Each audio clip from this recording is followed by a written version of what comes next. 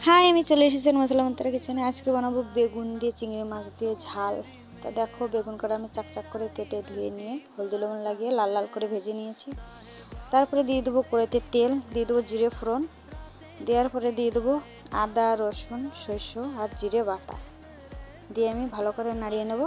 তারপরে দিয়ে দেবো হলুদের গুঁড়ো, ঝালের গুঁড়ো আর লবণ দিয়ে আমি ভালো করে কষিয়ে নেব। ভালো করে কষাতে হবে যাতে জলটা শুকিয়ে যায়।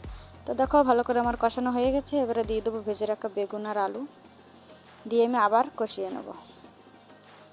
তা দেখো, আমার বেগুন আলু দিয়ে আবার একটু সময় কষিয়ে নিয়েছি। এবারে দিয়ে দেবো পরিমাণ মতো জল।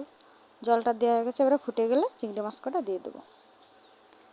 তারপরে দিয়ে দেবো গরম মশলা বাটা দিয়ে নামিয়ে নেব। তা কেমন হয়েছে অবশ্যই কমেন্ট করে বলবে। ভালো লাগলে সাবস্ক্রাইব করবে, লাইক করবে, কমেন্ট করবে, শেয়ার করবে।